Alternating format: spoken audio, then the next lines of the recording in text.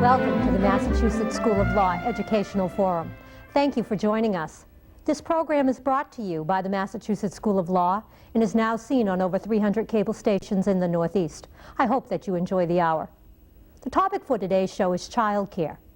How do we reconcile the age-old practice of families caring for their own with the modern world's actual circumstances of two family professionals, or the simple economic need for dual incomes, or single moms who must work to put bread on the table? Should a woman give up all she's worked for to stay home with her children? Have men skated out of a stress-filled environment resulting from dealing with small children under the guise of being the breadwinner? What kind of children would men raise if they stayed at home? How can we provide high-quality childcare to those who simply cannot afford it? Joining me to discuss these and other issues, Barbara Defoe Whitehead, author of The Divorce Culture and co-director of the National Marriage Project at Rutgers University. Welcome, Barbara. Dr. Larry Larson, a psychologist and author. Delighted you're joining us, Larry. Pat Cronin, director of Metro East Catholic Charities Child Care Services. Thank you for joining us.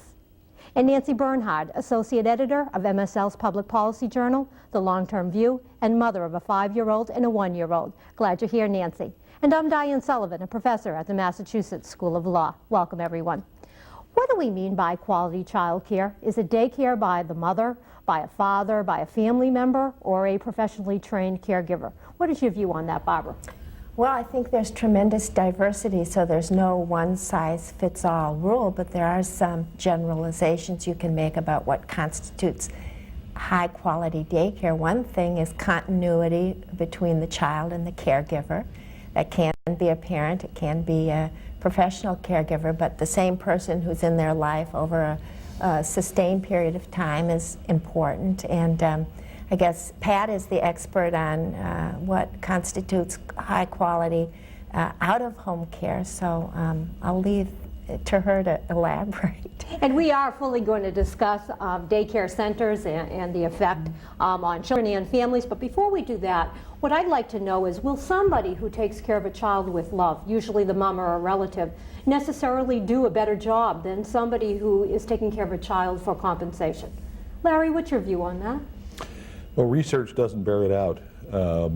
I know that the typical lore, the legacy of our times, is that in order to be a good caregiver, you have to be the immediate relative and have some sort of bond with a child. Fact of the matter, in the kibbutzim in Israel, long-term experiments have shown us that, in point of fact, they do a rather excellent job of taking care of children.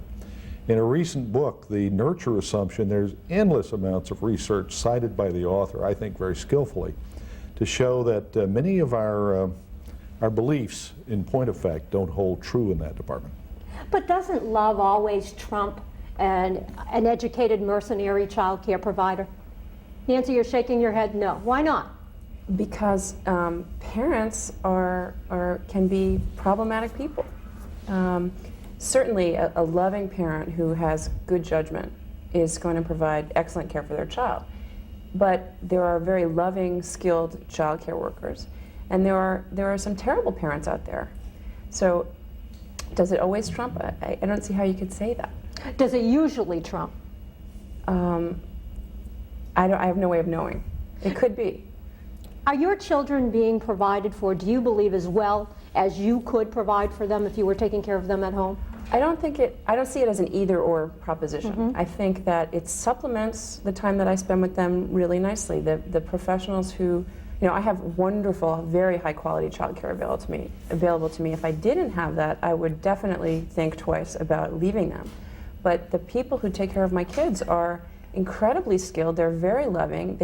My children get a sense of independence, a sense of the different kinds of adults that are in the world. They're enriched by being with different people. They do activities at the daycare that I cannot provide for them at home. They are socialized with other children. They have a variety of experiences that incredibly enrich their lives that I couldn't give them as a stay-at-home mom, in addition to what I would lose by being a stay-at-home mom.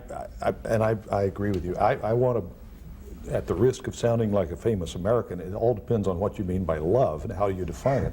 But I think that people can be very loving and also very suffocating.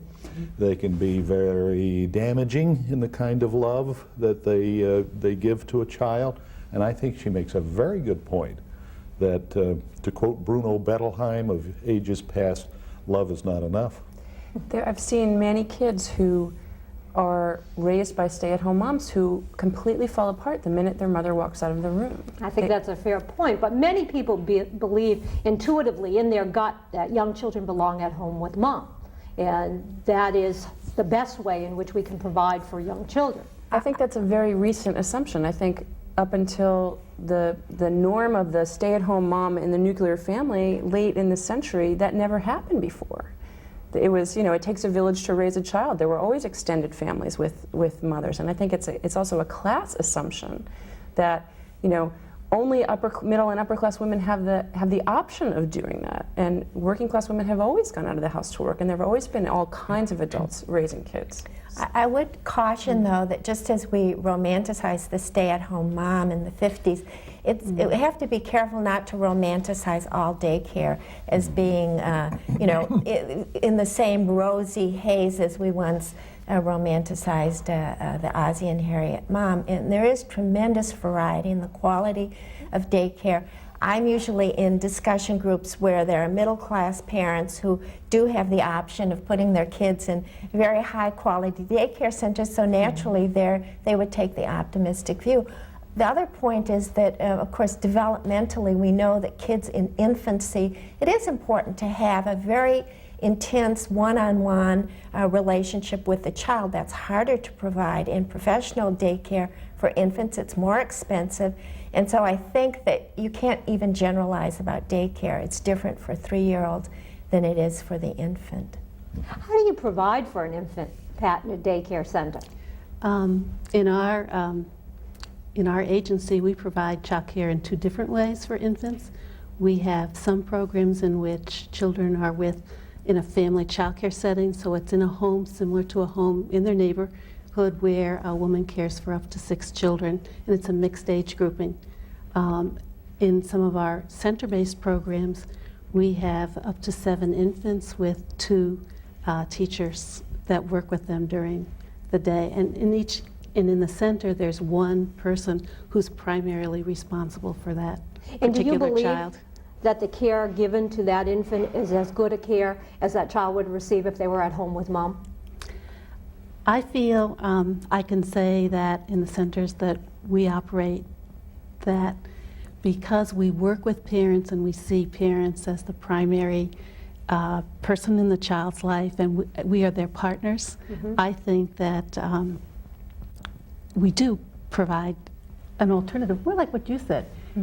We give another experience to a child, another adult that they learn that they can trust, that cares for them, and it's a community that's raising a child together. Thank you, good comment. Dr. Larson, some people say that working mothers are often happier people and therefore they can be better moms. What's your reaction to that? Many a mother, I have said, I think it's good for you to go back to work. When you see a mother who's stressed out, who feels as if, say, 2 or 3 children are more than she can possibly handle, and feels as if something has been lost from her life, that what she has become, in essence, is a prisoner. Work is a wonderful antidote to that. And it adds something. It tells you that you have value beyond this particular point. And that's not minimizing the role of mom. But I think that it's essential for a woman who wants to be able to go back to work to do so. Now, with one warning, that is, there are women. I think in this effort to create an endorsement of other alternative means of care, those women who want to be mothers, who feel that's their vocation in life, who want to be home with their kids, I've seen some wonderful women adjust to that in beautiful ways and give to their children endlessly and to be very solid producers. That's their work, that's their vocation. But for those that need something else, by all means, I think it's very healthy. And it seems that the statistics suggest that only 17% of American families are following that traditional that traditional family unit that we often thought of as being the only way of life or the only quality way of life, but it's really on the decrease. Are stay-at-home moms looked down upon? I think they can feel isolated, that they're out of the mainstream and that they have to find other ways to connect. The natural areas of connection, the neighborhood, seems to empty out during the day. Sometimes they're the only mom at home. And so we do see a phenomenon where stay-at-home moms are organizing, gathering together at a particular time of day. The family center movement has been very important to mothers who are home with their kids, and dads too, in giving them a place to meet and spend time together. So it's sort of finding community among the stay-at-home as well as the working parents that I think is the challenge here. Where a woman stops working, is she sacrificing her career if she makes that decision to stop working and stay at home with her children? Not only if she stops working, but often even if she continues working. There's this perception of the mommy track. If you put pictures of your kids up in your office, or you have to leave at 5:30 to get out the door to get your kids, you're perceived as not a serious professional, and you're often held back for advancement.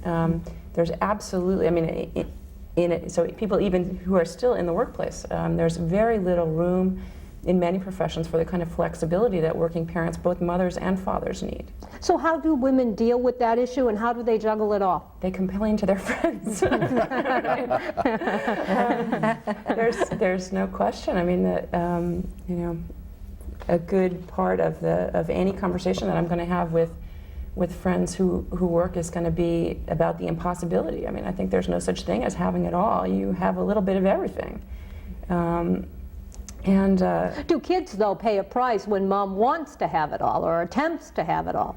I think it's, again, it's situational, but if a woman is attempting to work 80 hours a week and still make partner on schedule and still do all those things, there's no question that the kids are going to suffer from not having her around. But if a job can be reasonably accommodating and be flexible and understand that working parents have particular needs, I don't think they have to suffer.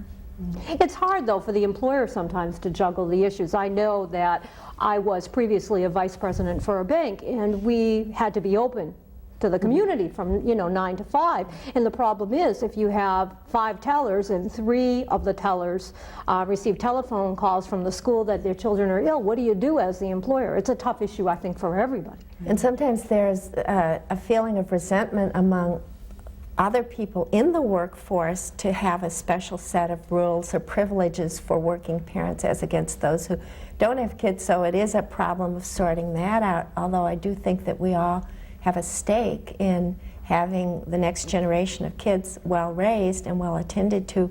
And so some common philosophy about the value of that, I think, has to enter the workforce as well. I agree. Pat, you had a comment? No. I was just thinking, when you were talking about women, I think there's also women who are working who don't want to work, and I think that puts another, or who feel forced to work to support their family, and they're not in the job that maybe is as fulfilling as some of our jobs as middle-class women are, and I think that's just another. They're working to put bread on the table. They're working. And are resentful that they have to do that. Yes. In some families, hard. this has surfaced as an issue, some couples who are 50-50 working couples before the baby arrives, the baby arrives, the mom says, gee, I really want to stay beyond my family leave time, and the husband resents it and says, that's not our deal. We have a mortgage to pay, go back to work. And so I hear from younger women, gee, I can't. That's not part of our family bargain. So it really argues for sorting out some of these things in advance of the child. But also, if there was an option for her to go back part-time, Right. that might be the nice option, but often that option isn't there. And even if it's there, the cost of care is so high that it's not an option in which she really is bringing additional money into the home. Yeah. Do stay-at-home moms resent, though, what so often they perceive to be the low status of being a housewife? Is that a real problem? I don't think so. No? I really don't. First of all, it's interesting, the phrase stay-at-home mom. I don't know many moms that stay at home all that much. And certainly as the kids get older, they're very involved. They're either volunteering at school, they may be at the library. There are a lot of activities that their children are involved in and seem to enjoy that. And they find their connections, although the neighborhood, as you point out, does empty out during the day. There are other people with whom they can connect, and I would have to say I don't see deprivation in that sense. I think sometimes, though, women feel that the care that they provide for children is not valued in the society. And I think that's whether that's the stay-at-home mom or the child care worker in a center. Yes. And I think that that's something that we need to look at in our culture and see how we can acknowledge the important role that usually women are providing for The children. prevailing ethic seems to be that work is central and you raise children on the side. Exactly. That's right. And that's true across the board. And that, I think, is what Pat is rightfully suggesting we have to change. Are women destined to be regarded as the primary caregivers simply by virtue of their gender alone? Doesn't have to be. But it's the way it is. Yeah, I think it has been the case. I think that's been shifting, and certainly in my practice, I've seen a lot more families where father is playing a key role, and where there's a lot of, it's almost like job sharing or career sharing. So instead of the career of the male being the important issue, there's sharing in that regard. It's working out well. Well, I disagree. Okay. Among my friends, there is some steps toward that. These are all two professionals in the couples who have kids. And while husbands will pitch in when they're asked, and certainly on the weekends and such, there's a basic responsibility for figuring out where the kids are going to be and who's going to pick them up and what activities they're going to do and who's going to get them there and all that, that almost all the time falls on the woman. I think you're right, when they're asked. When they're asked. So that means somebody is primarily responsible. And it's primarily mom. And it tends to be mom. Because I think traditionally we've done it. I'm still going to have to argue that I think that's shifting a bit. It is. I think that's true. I think to the good, because I've been seeing that happen. But I would have to agree with you. It's primarily mom that gets stuck with most of this. So, Dr. Larson, do you believe that women are ultimately going to break out from this role? Now, first of all, I'm the only male in this. This is a real setup. Trouble. we're even letting you I'm speak. not about to speak to that issue, but I think I'll let the women address that issue. But I certainly see that movement in our culture. I think there's ambivalence among women. I mean, I do think there's this irreducible biological fact that women bear the children and they breastfeed the children. And that, in a way, although obviously not all women breastfeed, there is that bonding that takes place and establishes that tie long before the dad or the father comes in as the caregiver. And obviously, we can tinker with that a little bit, but I am pessimistic that we will change radically the idea that the primary bond is the mother-child bond and the father enters in secondarily. So are men primarily the hunters? Not anymore. Not anymore. Do you believe they wish to break out from the role? Do they want a bigger part in the family relationship? Yes, I think they do. so. I do. I would say some men do. I think that you talk about varieties of childcare, there are plenty of varieties of men as well. And I think you find the category of hunter would account for a certain percentage, whether they're doing a corporate kill or not. But the fact of the matter is, I think that there are a growing number of men who are in greater touch with that maternal side of themselves, who really want to have a role in rearing their children. Now, I often function as GAL and deal with a lot of custody issues, guardian ad litem, for those who may not understand that term. I still feel strongly, as you point out, that there is if possible, there is a strong biological component and a mothering aspect to the early years of life that I think is very essential to children if that is available. And I push for that. Let me just ask you this, perhaps hypothetically. If men were to be the primary caregivers, what type of children would they raise? Would they somehow be different? Children who would know everything. No. A lot more hunters in the society. Anyway. That's an imponderable. I mean, who knows? Well, men clearly like to play more. Mothers' roles, I think, are much more comforting. I think fathers would perhaps raise children to be much more independent. Would there be any other differences?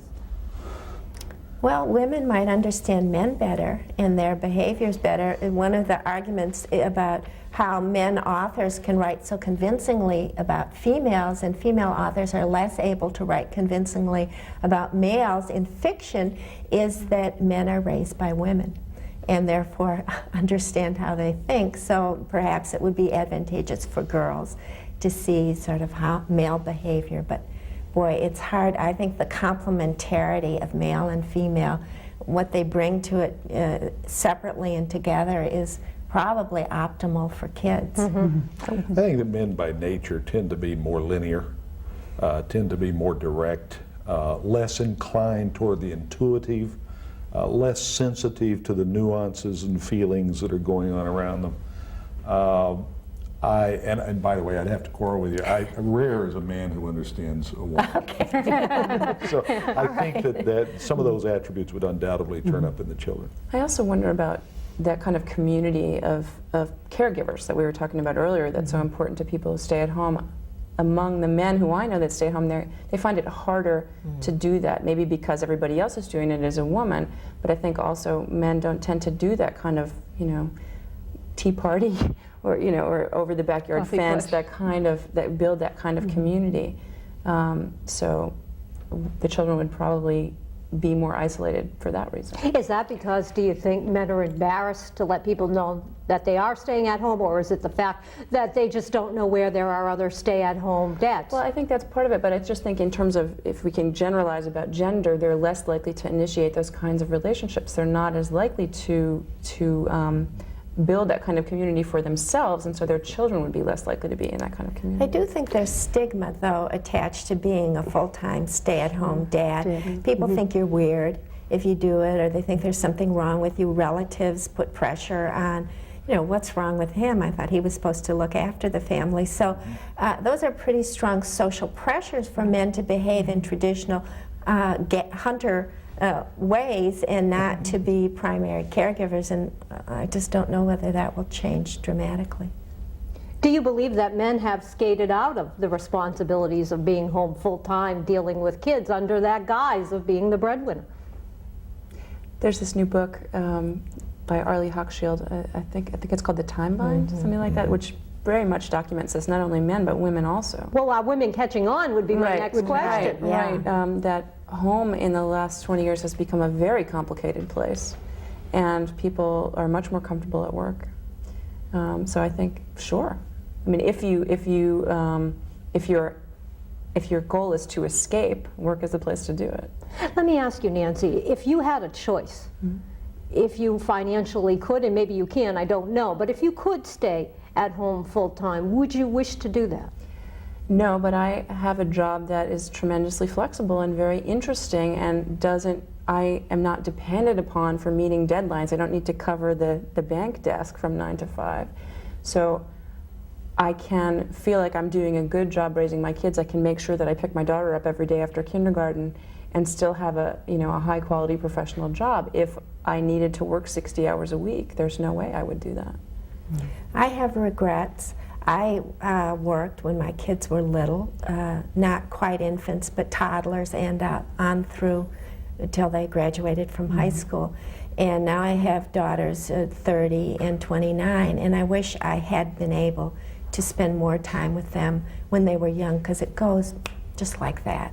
And I have this long period of my life now where I can work, but I can't get my kids back. Right? I have similar feelings to that too, because I worked from the time my daughter was 8 weeks of age. I can remember being very tired. I worked full-time. I had a wonderful employer. I had a lot of flexibility. But I do feel sometimes that maybe I miss things. But then there's other times that I think, but look at what she has. I mean, she has what she got from me, she has what she got from her daycare setting too, and she was with one person from the time she was 8 weeks until she was through kindergarten. So I see a lot of, so I feel mixed sometimes, because I am a little jealous of the daycare, that I didn't have some of those experiences with her. Barbara, if you don't mind sharing with us, how did you provide for your daughters while you were working? I had every conceivable form of daycare in it at a time when the term was not very, hadn't really been invented. My husband stayed home with the children when they were little, and I worked full-time. That lasted for about 9 months. We pitched in with 2 other couples, and for about $1,500 a piece, we bought an old rundown 3-flat building in Chicago, and each family had an apartment on one of the floors. There were 6 kids in the building. We made a playroom in the basement, and we had a family-based daycare within the building. My children also went to family daycare, they went to church-based daycare, and they went to a proprietary daycare center. And probably the best arrangement, other than having parents at home with them full-time, which kids do like, was the group daycare within our own apartment. The kids didn't leave, they had the same group of friends day after day and the same adults in their lives. That's why I'm so big on continuity. And there was a whole commitment to the similar values. Exactly, we knew each other. You were doing it together and kind of as a village, because I think that's one of the essential parts of daycare.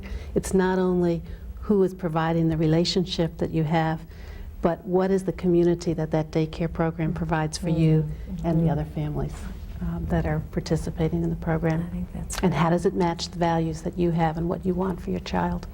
And all of this, of course, is assuming that you have the resources to be able to buy that type of daycare, which many women do not. But I think that we should be aware that many women who really are poor, most states now provide subsidized child care.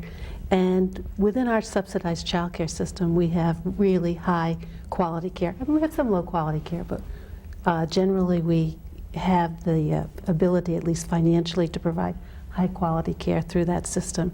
I think it's the women who are kind of in the middle, who really don't have enough, but also aren't poor enough to get some of those subsidies, that sometimes don't have the options that they might want to look for if they were going to provide for their child the way they wanted to. What do women do if they're working full-time and their child gets ill? I think that hopefully you have an employer who says, when your child is ill, you need to stay home, and that counts as your sick or your personal time.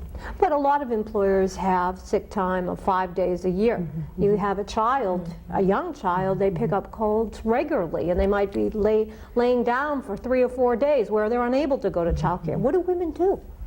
There are just people just improvise. I mean, you get a backup neighbor or family member. Some people take their kids to daycare when they're not 100% and leave them there, thereby exposing other kids to the bug.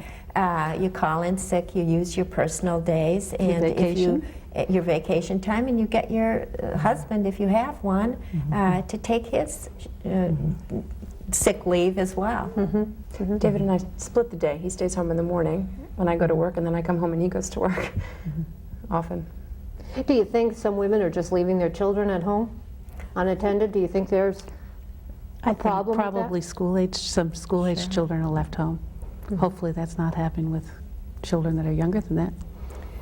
Yeah, and after school care, I mean, the daycare struggle goes on and on. It doesn't stop once the kids are in school entirely, because you do have this whole question of who's with the kids after school. The time when kids are most likely to get pregnant are the hours between 3 and 5 in the afternoon. No comment. Let me ask you this. Do you think women, and 3 of you probably have thought about this, do they understand if they're in the workforce and then they decide, gee, this is a nice time, we'll have children? Do they understand what they're getting themselves into? My experience is absolutely not. I've been doing interviews with young 20-something men and women who who are college graduates. Most of them have been raised by two or one working parent, and they still have completely unrealistic notions about what it will mean to have a child. They haven't talked to their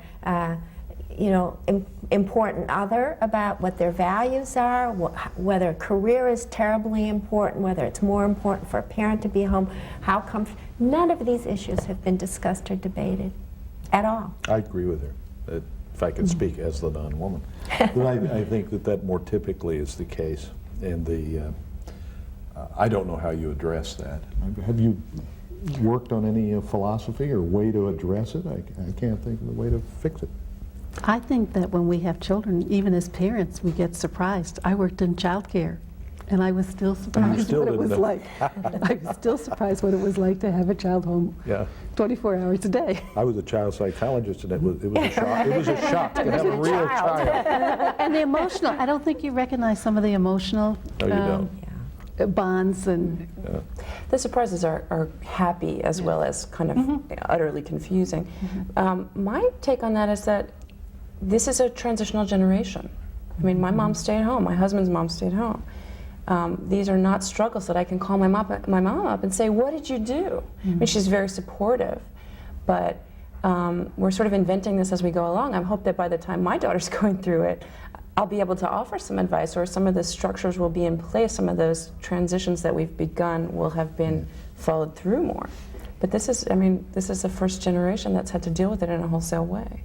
I would say, just to take a risk and make a general rule of thumb, that if two people are intent on high-powered careers, that is 80 hours a work week, they're going to have trouble with having children and providing for them well in the early years particularly. So those things are, I think, young adults who are contemplating careers, contemplating marriage, have to, through counseling, marriage education, and the like, understand what it means to raise children in contemporary American society today. Is quality time a myth? Are we just coming out with this new buzzword, quality time, because we're trying to fool ourselves into believing we're not shortchanging our children? I think quality time is indeed not a myth. I think it's a very realistic issue. Non-quality time I would categorize as that time which is essentially programmed. In other words, you're buying activities for kids, and you can bust them here and there and so on. Quality time is when two people really have an opportunity to share, regardless of what they're doing, whether the young son is with dad while he's cleaning the leaves out of the gutter, or the daughter is with Ma while she's doing something out in the yard as well.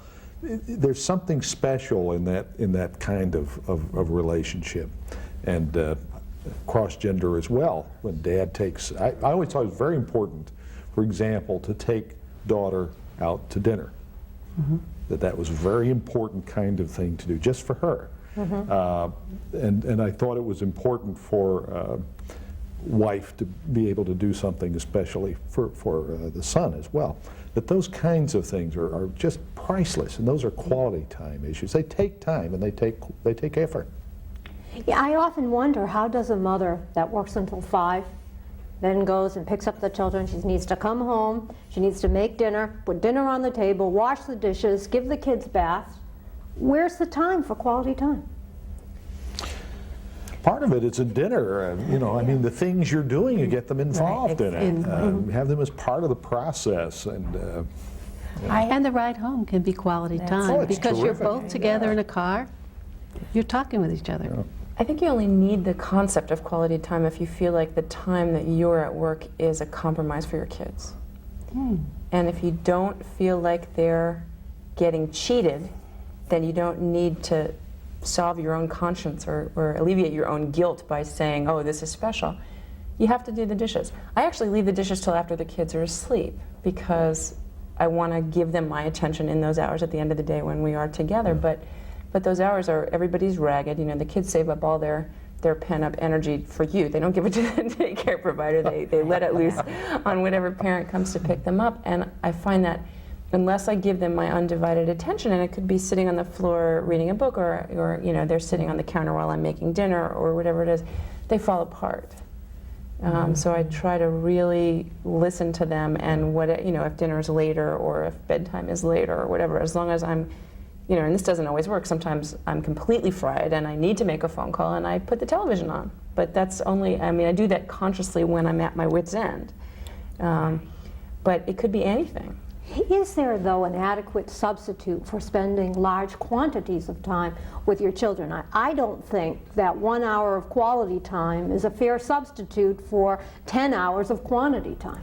Well, I do think that there is, here's where I think the quality time argument falls a little short, and that is that you don't get to pick the moment, the child picks the moment.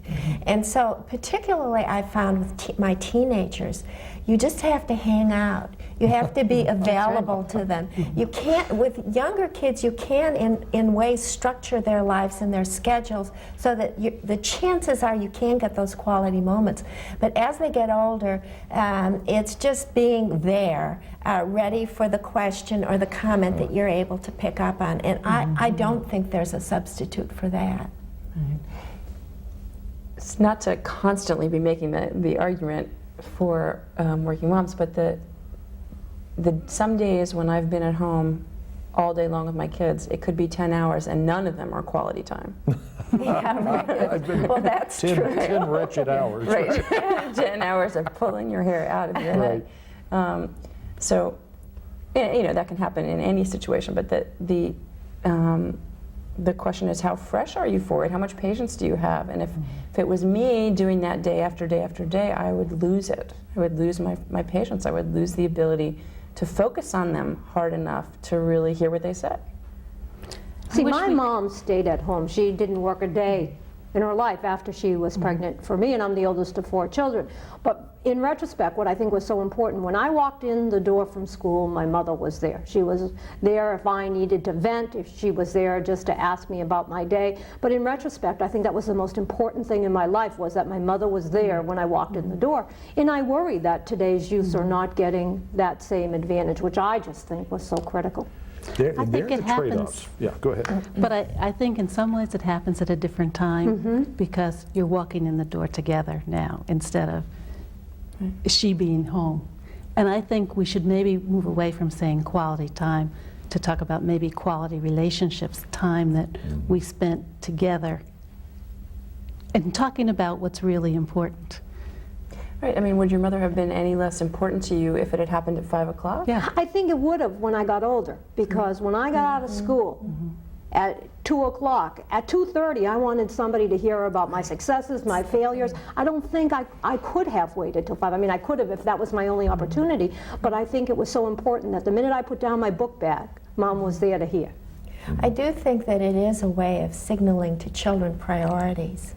And so availability to your kids, especially in the after-school hours when the children are older, I think does signal you're important and I wanted to be here to catch up on your day and to be available to you, though we might be in separate rooms of the house for part of the time. The other point none of us have talked about or brought up, but it's really key, and there's an empirical basis for it, is it depends on how many parents, too. When you're thinking of time issues. Sandra Hoffer at the University of Michigan just did a time diary study where she asked children to keep track of how much face-to-face time the child spent with the parent. For a stay-at-home mom and a working dad, it was 22 hours per week. For both working parents, it was 19 hours a week. And for a single parent, mom or dad, it was 9 hours a week. So, you know, you really see the dramatic difference that some of these other family changes have made on this issue of quality time that has nothing to do. What's interesting about the study is there's not much difference between the stay-at-home parent, 2-parent family and the working 2-parent family, but with one parent, it just, their time, you lose time. In an Ebony magazine article entitled Survival Guide for Working Mothers, The author states that what you need to do if you're a working mom is initially you need to enlist the support of others. Get your husband, get families, friends, relatives, and so forth to pick up your kids, to drop them off, and to pitch it for you at school events, if necessary. Is this sort of advice helpful to anybody? Not especially. Not in my reaction to that is I really would prefer to be at the school event myself, if possible. And I think that I'm not sure that relatives are always overjoyed at the thought of being available to come and help you with your kids. Generally, as you point out, for most people, it's tough, and it's spit and bone china. It's putting together pieces, and that's how it has to work. I think that makes a good magazine article, but I don't resonate to it too well. Let's talk about daycare, but before we do, I would like us to take a look at what two families have to say about this issue. So if you'll hold on, we'll take a peek. How long have you been taking care of the boys? 4 years, as long as since TJ was born. And then now that was a decision you and your wife jointly made? Yes. At the time, we wanted one of us to stay, and she had the more professional job, so to speak, so that was a decision that we made. And during some of that time, you've been studying law in the evenings when your wife comes home, I assume? Yes, almost the whole 4 years. Which will raise an additional problem once you graduate from law school. Right. Well, he'll start kindergarten in the fall, so Robert will be a problem. We're moving back closer to family, so we're hoping family will be able to help us out. And my wife's changing her career, so maybe she'll have a little bit more flexibility. Now, do you think there are some special considerations for stay-at-home dads as opposed to the typical model where if one of the parents is staying home, it's the mother? Yes, my experience has been there's not as big a network as dads out there. I have hooked up with a friend of these guys from their daycare. They do go 2 days a week to give me a chance to get some schoolwork done.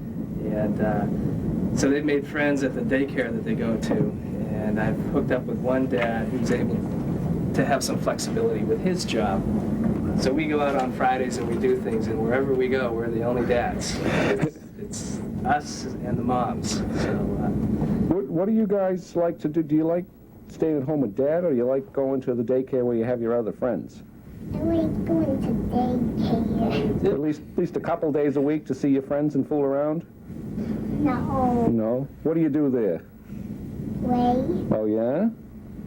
And now, when you go to kindergarten, do you think you're going to enjoy that?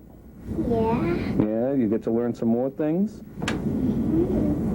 Now, when you finish law school, which will be in a short period of time, your younger son will still be at home and not in daycare at that point? yes, we'll try to keep him home as often as we can. The way it's looking now, he may have to go to a daycare 1 or 2 days a week. But do you think that some of your friends say, well, geez, how come you're staying home? Or are they jealous or envious of your ability to spend some real time with your children? They're definitely envious. Most of my friends, particularly through here, don't have kids, so they think I've got a life of leisure at home where I'm able to take some time off like that. Is it, though? No. You know, my wife says that you go to work just so that you don't have to put up with our 3 kids. Sometimes I feel that way. My wife says she'd love to trade with me, and sometimes I'm willing to trade. For the most part, I really enjoy it, and I am lucky, so. Great. Thanks a lot. Okay.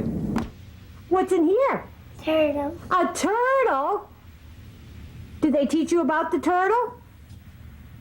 No, we got to look at him. You just look at him. Oh, that's pretty fun, huh? But we can't open You can't open it, no. Are there lots of kids here? it. No, not yet. Not yet. Will they be coming? They're downstairs for now. They're downstairs for now. Are they all your friends? Yeah. That's nice, huh? Is that why you don't miss Mom, because you're here with your friends? Yes. Do you go outside sometimes, Corey? Yeah. What's outside? I'll show you. You show me. What's outside, Corey? Swings and slides Swings and slides. and sandbox And a sandbox. Do you like to play out there? and bikes And bikes, you can't go out today. Why not? because it's raining. Nancy, how did you select this daycare center? We looked at all the ones in the area, and this one had the most activities and seemed to be the best daycare in the area. Let me ask you, what went into your decision to decide to go to work and place your son in daycare? Well, both parents need to work in order to survive with the kids, and I've been working since Corey was born, and Corey needed to go somewhere, so we looked at all the local daycares, and this one provided the most activities and seemed to be the best one. Do you have other children? Yeah, one other child that's in 2nd grade. And where does he go? To Rheingold School. He goes to Rheingold School, and then after school, how is he provided for? He goes to his grandfather's house. He goes to his grandfather's house? Yep. Okay, thank you, Nancy. You're welcome.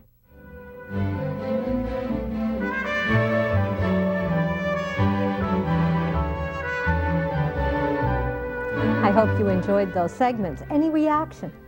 Well, you know, one thing I thought was interesting about the dad who stayed at home with his kids was that this is very, this sort of flexible tag team arrangement is another fairly common form of daycare where there's a parent in school or a parent working shift work where the mother and dad trade off, and then he added in a daycare arrangement during the week. So you have a very mixed set of arrangements in one single family. I thought that was very interesting.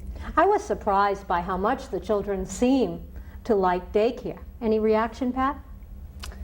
Well, being a daycare provider, I'm very happy to see that they like that. I think, though, that children would normally talk about playing with friends and see that as an exciting part of their day. Well, I certainly know the little boy's father was quite shocked when his son said he'd rather, given the choice, he'd rather go to daycare. Let's talk about daycare. What are the pros and cons of daycare centers? Let's start with you, Dr. Larson. Well, I have a very favorable feeling toward daycare centers because I was an early product of one. My mother was a school teacher, and as was my father. There were those years before I was in kindergarten or 1st grade that daycare was important. And I forget what they called them in those days. It was some kind of a daycare name, but it wasn't exactly daycare. But I remember that really very fondly. It was a delightful time. I can still see the piano, I can still see the other kids, I can still see us doing different things. And I can also remember my mom coming for me. It was a very, very important part of the day to be taken home, pick me up. This was a nice time, but now it's time to go home. So I have a very positive feeling toward a well-run daycare centers. Terrific comment. Pat, tell us about daycare centers. Well, before I start in daycare centers, I'd like to talk that there's daycare centers and there's also family childcare. I think a lot of our discussion today has been focused on centers that many people use, but the most prevalent kind of childcare is family childcare, and that is usually childcare in a home, usually in a neighborhood where the family lives, where a woman cares probably up to 6 children here in Massachusetts. This is a setting where it's a mixed age setting, so that you would find infants through school-age children sometimes within a system, or some providers choose to care for maybe one age group, 3s and 4s or 2-year-olds. So that I think that when we talk about childcare, we can't forget that there's family childcare as well as center care. I think that, again, the quality of a childcare program depends on the relationship that provider has with the child and her understanding or his understanding, as the case may be, of an individual child as a person and what their needs are, what they get excited about, how to support those needs. I think the other important part about a child care program is the ability for the child care provider to relate to the parents and to incorporate the parents within a community within per child care program or within the larger child care program. So I think those are two things that parents should look for, probably the size, the number of children in the group, and the number of, and the relationships that are occurring, how it feels when you walk in. Mm-hmm. That's how you can tell a lot about what child care is, not how fancy it is, but how it feels and how the children and the adults are relating to each other. The studies seem to show that learning-focused environments will produce children that actually will test higher in their scores as they mature. Isn't that an important consideration? I think that's important, but I think that the basis of learning, children learn because they feel safe and secure, and they feel that they're respected and as individuals. So I think that's the foundation, and I think that the environment that supports learning, whether that's in a formal way or where you can see materials out, or you're doing one-to-one correspondence because you're all setting the table together and everybody's putting a fork next to the napkin. I think that happens in different ways in different settings, and you have to look for that, that stimulation. Perhaps, too, you need to look for that in the person who cares for your child, that they have a curiosity about the world and about life, and that they see that as a value to give to your child, too. Is the training that most professional caretakers receive, is that adequate? Most women in the field, and it's usually women, do not have a high level of training. I think it's even more crucial now, today, as daycares are expanding so rapidly, that there are fewer and fewer people who have some of the academic credentials. I think, fortunately, child care has been able to find women, again, who've had some of the skills naturally because of modeling in their own family lives. But we need to look at ongoing education for early childhood workers and how we can continue to provide that support within the child care programs and to encourage the workers in child care to go on and continue their education. Mm-hmm. There are a number of interesting projects now in Massachusetts that are doing that. The Community Partnerships for Children are bringing child care programs together and doing joint training for all of child care programs. There's other opportunities where the state is funding more formal academic coursework at Lesley College or the various local community colleges to increase the skill and the knowledge base of the people who are working in child care. Author Jay Belsky, who really was the principal investigator for the 6-year federal study on child care, in A Nation at Risk, he suggests that when child care works is specifically when there is a long period of attachment between that child care provider and the child, among other things, but that is one of the principal considerations.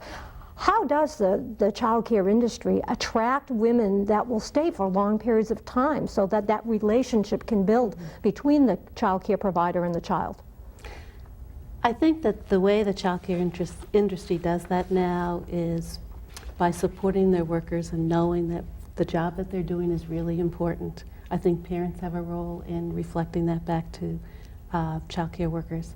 I think that we also do that by providing the support to the child care workers themselves that they need to stay in that role.